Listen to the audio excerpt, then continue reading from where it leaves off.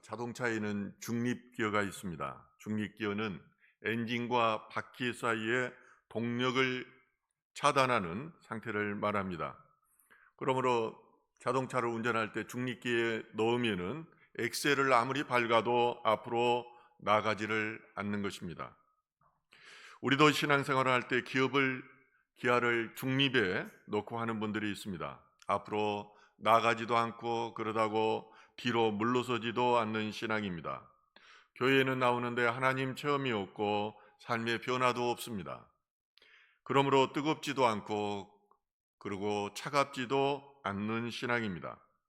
하나님 체험이 없으니 기쁨이 없고 소망이 없으며 예배를 통하여 말씀을 들어도 이 말씀을 삶에 적용하지가 않는 것입니다.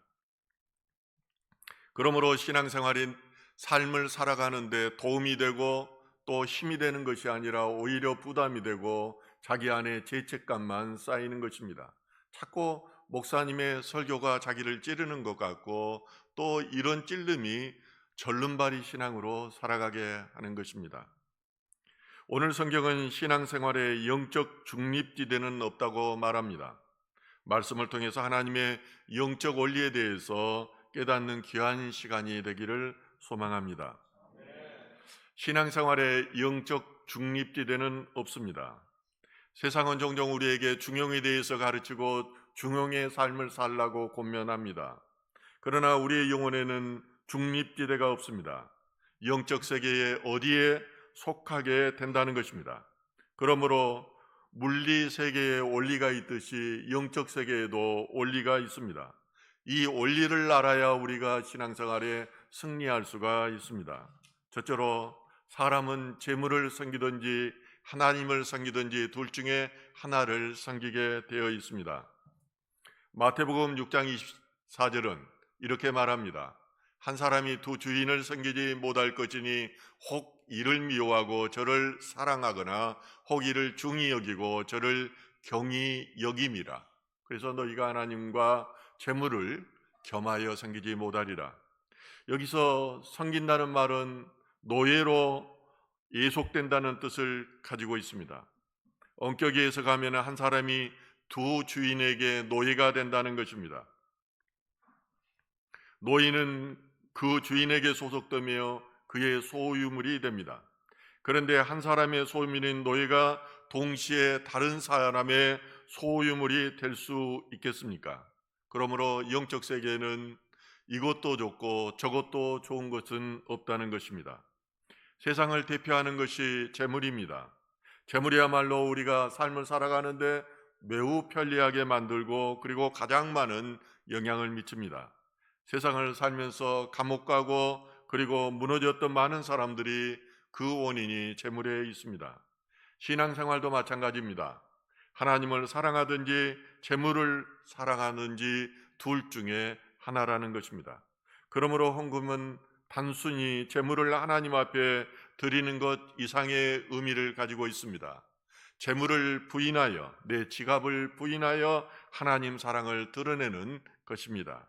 둘째로 인간은 하나님의 성령에 붙들려 살거나 사단의 영향 아래 있거나 하나의 길을 걷게 된다는 점입니다.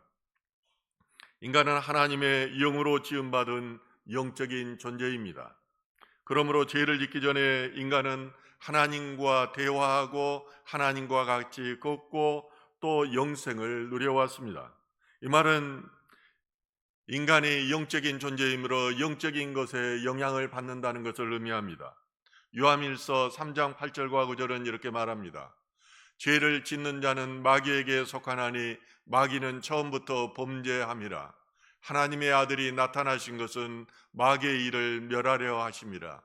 하나님께로부터 난 자마다 죄를 짓지 아니하나니 이는 하나님의 씨가 그의 속에 거함이요 그도 범죄하지 못하는 것은 하나님께로부터 났습니다. 인간을 대표하는 첫째 아담이 죄를 지음으로 인간은 하나님과의 관계가 단절되었습니다. 이 말은 하나님께 속해 있던 인간이 악한 영인 마귀에게 속한 존재가 되었다는 것입니다. 마귀의 특성은 거짓말하는 것입니다. 그리고 사람으로 하여금 죄를 짓게 하는 데 있습니다. 그래서 사단의 영향 아래에 있게 되면은 사단의 종이 되어버리는 것입니다. 가령 담배를 오래 피우다 보면은 연기를 타고 벌레들이 들어와 인간을 중독시켜 버리는데 이 벌레가 니코틴입니다. 게임을 오래 하다 보면 마귀가 사람의 영을 포박시켜 버리고 자유의지의 작동을 멈추게 합니다. 그때부터 아무리 게임을 끊으려고 해도 끊지를 못합니다. 마귀가 그렇게 하는 것입니다. 술과 마약, 성의 문제 등 중독성을 가진 것들은 모두 마귀의 매인과 관련이 있습니다. 이 마귀가 배에까지 내려가면은 죽을 것 같아도 끊어내지를 못하는 것입니다. 예수님이 이 땅에 오신 것도 마귀의 노예가 되어서 비참한 상태에 있는 영혼들을 구원하기 위함이었습니다. 이 구원을 위해서 예수님께서는 인간을 누르고 있는 어둠의 영, 이 마귀를 멸하셔야만 했던 것입니다. 셋째로, 마귀는 사람에게 생각을 넣어줘서 조종합니다. 사단은 우리를 갑자기 지옥으로 끌고 가지 않습니다. 생각을 통해 접근하며 생각을 통해 죄를 짓게 만들고 생각을 통해 지옥으로 끌고 가는 것입니다. 사단이 생각을 통해 우리를 지배해버리면은 사단이 주는 생각대로 우리가 움직입니다. 그리고 우리가 죽고 나면 그 안에서 사단이 나와서 우리를 데리고 가는 것입니다. 로마서 8장 5절은 말합니다. 육신을 따르는 자는 육신의 일을, 영을 따르는 자는 영의 일을 생각하나니. 과거에 우리들의 부모는 평생을 술로 살다가 그렇게 돌아가신 분들이 많이 있었습니다. 그런데 영적으로 중요한 것은 사단이 평생을 술 마시게 하고 결국은 지옥으로 데려간 것입니다. 하나님께서 그것을 저에게 보여주면서 마귀가 했다고 말씀해 주셨습니다. 개인의 의지와 관계없이 평생을 그 마귀가 노예로 부렸던 것입니다. 이처럼 사단이 생각을 넣어주어서 우리를 조종하는 영향의 핵심은 내가 내 삶의 주인이라는 점에 있습니다. 그래서 이러한 생각의 핵심은 부처가 말했다고 하는 천상천하 유아 독존에 있습니다. 모든 판단이 나의 유익, 나의 감정, 나의 판단에 머물르며 영원한 가치보다는 눈에 보이는 이러한 것들에 몰두하게 되는 것입니다. 그러므로 내가 아닌 하나님의 존재를 철저하게 거부합니다. 심지어는 태양의 중심에 나라는 이 아직과 그리고 독선에 빠져서 평생을 살아가게 되는 것입니다. 반면에 영을 따르는 사람은 영의 일을 생각한다고 성경은 말합니다. 여기서 영의 일을 생각한다는 것은 삶의 방향성과 가치관이 하나님 중심으로 변화하는 것을 의미합니다. 나라는 좁은 울타리에서 벗어나 더 크고 본질적인 가치인 사랑과 생명의 원리에 맞추어 살아가게 되는 것입니다. 닭장에 갇혀서 오직 먹이를 먹고 알을 낳고 사는 것이 닭의 본질이라고 생각했던 그들에게 그의 본질은 나는 것이고 그리고 자연 속에서 자유함을 누리는 것을 깨닫게 되는 것, 이것이 하나님 나라이며 우리가 추구해야 될 방향인 것입니다. 두 번째 메시지입니다. 육신의 생각은 사망이요 하나님과 원수가 되게 하는 것입니다. 우리의 생각이 육신을 따르든지 영을 따르는지에 따라 열매도 달라집니다. 육신을 따르는 자는 마음이 늘 불안하고 갈급하지만은 영을 따르는 자는 그 안에 생명과 평안을 누리게 됩니다. 그래서 오늘 본문 6절은 이렇게 말합니다. 육신의 생각은 사망이요 영의 생각은 생명과 평안이니라. 성경에서 말하는 육신은 단순히 생물학적인 몸만을 뜻하지 않습니다. 이는 하나님을 떠나 자기 중심적으로 살아가는 타락한 인간의 본성을 말하고 있습니다. 하나님을 떠나 인간의 즐거움을 추구했던 많은 사람들이 결국은 후회하고 하나님께 돌아오는 것은 육신의 삶 속에는 참된 즐거움이 없다는 것을 깨닫기 때문입니다. 물질을 흥청망청 쓰고 육신의 쾌락을 쫓고 세상의 자유를 마음껏 누려보아도 결국 돌아오는 것은 허망과 공허라는 것을 깨닫기 때문입니다. 육신의 생각이 사망인 이유는 그것이 생명의 근원이신 하나님으로부터 분리되었기 때문입니다. 그래서 미움이나 시기, 분쟁은 사단이 우리 마음밭에 뿌린 그런 가라지입니다. 그것도 우리의 마음밭을 황폐하게 만들며 하나님의 말씀을 거부하게 만듭니다. 인간이 하나님과 단절되면 어떻게 됩니까? 고아와 같은 존재가 됩니다. 고아는 부모의 도움을 받지 못합니다. 그리고 스스로 책임져야 합니다. 얼마나 고달픕니까? 마음의 편안은 없고, 그리고 공급받은 것이 없으니까 늘 부족하다는 결핍의식에 사로잡혀 있는 것입니다. 대표적으로 사울왕이 하나님으로부터 버림받았던 것은 아말렉 때문이었습니다. 이스라엘이 아말렉과 전쟁할 때 하나님께서 아말렉의 짐승은 물론이고 젖먹이까지 다 죽이라고 말합니다. 이것이 바로 진멸 해멸 전쟁입니다. 사울이 이 말씀에 분수종하였습니다. 이것을 사무엘이 책망하자 그가 뭐라고 말합니까? 사무엘상 15장 15절은 이렇게 말합니다. 사울이 이르되 그것은 무리가 아말렉 사람에게서 끌어온 것인데 백성이 당신의 하나님 여호와께 제사하려 하여 양들과 소들 중에서 가장 좋은 것을 남김이요 그 외의 것은 우리가 진멸하였나이다 하는지라. 자기는 책임이 없다는 것입니다. 그리고 이런저런 핑계를 댑니다. 사울은 결국 하나님보다 재물을 더 사랑하였습니다. 그리고 더 핑계를 대는데 하나님 여호와께 제사하려 하였다고 말합니다. 사단이 육신의 생각을 넣어주는 것입니다. 예수님의 십자가 고난을 앞두고 두 가지 그 사람이 대조적으로 성경에 소개됩니다. 한 사람은 베다니 마리아입니다. 그녀는 값진 향유 한 옥합을 가지고 와서 깨뜨려 예수의 머리에 붓습니다. 반면에 예수의 12 제자 중 한 사람이었던 가룟 유다는 이 향유를 300데나리오 이상에 팔아서 가난한 사람에 줄 수 없었느냐고 책망합니다. 가룟 유다가 이렇게 말하는 것은 그가 진정으로 가난한 사람을 위함이었습니까? 아닙니다. 그는 돈을 사랑하였기 때문입니다. 이처럼 재물을 사랑한 유다에게 사단이 예수를 팔 생각을 넣어준 것입니다. 로마서 8장 7절과 8절은 이렇게 말합니다. 육신의 생각은 하나님과 원수가 되나니 이는 하나님의 법에 굴복하지 아니할 뿐 아니라 할 수도 없습니다. 육신에 있는 자들은 하나님을 기쁘시게 할 수 없느니라. 육신이란 어떤 행위에 대해서 나를 주장하는 의지를 말합니다. 그런데 하나님의 말씀에 불순종하여 타락한 인간에게 자기를 주장할 의가 어디 있단 말입니까? 그래서 육신의 생각은 사망이고 하나님과 원수가 되는 것입니다. 사단의 지배를 받는 육신에 있는 자들은 또한 하나님을 결코 기쁘시게 할 수가 없는 것입니다. 세 번째 메시지로 영의 생각은 생명과 평안입니다. 육신의 생각이 사망인 반면에 영의 생각은 생명과 평안이라고 말합니다. 육신의 정욕으로 살았던 인간이 회개하고 예수를 나의 주로 받아들이면 우리 안에 변화가 일어납니다. 주인이 나에서 예수로 변합니다. 그러면 성령님은 우리에게 그리스도의 마음을 품게 하십니다. 죄를 짓고 싶어도 죄를 짓지를 못하는 것입니다. 그리고 육신의 생각이 들어오면 이것을 거부하게 됩니다. 용서할 수 없는 사람을 용서하고 절망적인 상황에서도 내 뒤에서 일하시는 하나님을 보고 소망을 품게 되는 것입니다. 돈을 붙들고 세상을 의지하며 살았던 사람들이 이제 예수 그리스도 안에서 예수만 바라보게 되는 것입니다. 이처럼 쿠페르니쿠스적 변화는 겉으로는 쉬워보지만은 나의 죽음을 동반합니다. 나의 자아가 죽고 나의 경험이 죽고 나의 자존심이 죽어야 합니다.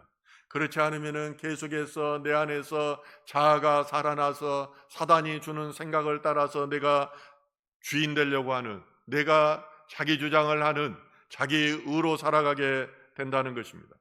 그럼에도 불구하고 계속해서 나는 죽었다고 선포하고 하나님 앞에 무릎 꿇었을 때 이때 하나님께서 일합니다. 그리고 그 결과는 생명과 평안인 것입니다. 많은 목회자들이 평생을 하나님 앞에 굴복하며 살 수 있었던 것은 자기 의와 자기 주장이 없어서가 아닙니다.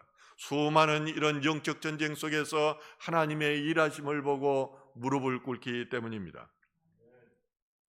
그 이유는 환경은 변하지 않았어도 내면에서 솟아나는 하늘의 기쁨을 누리기 때문입니다. 내 안에 성령으로 충만하기 때문입니다.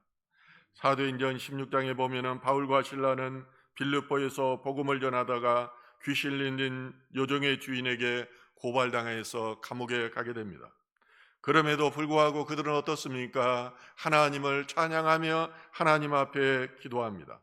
사도행전 16장 25절에 한밤중에 바울과 실라가 기도하고 하나님을 찬송하며 제수들이 듣더라. 바울과 실라는 복음을 전하다가 매를 맞고 감옥에 갇혔습니다. 발은 착고에 채워졌습니다. 생각하면 생각할수록 얼마나 억울한 일입니까? 부활하신 예수님께서 전하라는 복음을 전했는데 모욕당하고 무시당하고 그리고 감옥에 가는 것입니다. 고난이 끊임없습니다. 이때 바울과 실라는 이 상황을 보지 않았습니다. 그들은 이 상황대에서 역사하시고 일하시는 하나님을 보고 그분에게 찬양하고 그분을 향하여 기도했습니다. 그러자 어떻습니까? 그 한밤중에 지진이 일어나 감옥문이 열리고 모든 죄수들이 그 차고 있던 착고가 풀리게 됩니다. 성령이 일하니까 기적이 일어난 것입니다. 또한 베드로가 잡혀서 죽게 되었는데 교회들이 그를 위해서 간절히 기도하자 어떤 일이 일어납니까? 홀연히 이제 주의 사자가 나타나서 베드로를 묶여있던 이 쇠사슬을 풀고 주의 길을 인도하여서 타러 가게 만드는 것입니다. 이런 일들이 2000년 전에 있었다면 기독교는 2000년 전의 일로 끝나버립니다. 그런데 이런 일들이 수많은 삶의 여정 속에서 계속해서 일어나고 있는 것입니다. 이처럼 영의 생각은 생명과 평안입니다. 죽을 상황에 놓인 자가 살아나게 되고 고난과 핍박 가운데서 있는 자가 평안을 누리게 되는 것입니다. 로마서 8장 13절 말씀입니다. 너희가 육신대로 살면 반드시 죽을 것이로되 영으로서 몸의 행실을 죽이면 살리니. 쉬운 성경은 이렇게 기록합니다. 죄의 본성에 따라 산다면 여러분은 죽을 것입니다. 그러나 성령의 도우심을 받아 몸의 악한 일을 죽인다면 여러분은 살 것입니다. 우리는 교회만 나온다고 다 천국 가는 줄로 알고 있는데 육이 죽고 영이 살지 않으면 천국 가지 못합니다. 이것은 무서운 말입니다. 그러므로 우리는 성령 충만하여 육의 행실을 죽여야 합니다.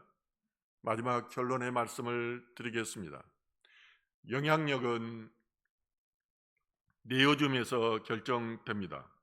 우리가 교만과 음란과 탐욕과 같은 사단의 유혹에 귀를 기울이면 그 영향력 안에 들어가는 것이고 하나님과 말씀과 기도에 전념하면 성령의 영향력 안에 들어가게 되는 것입니다.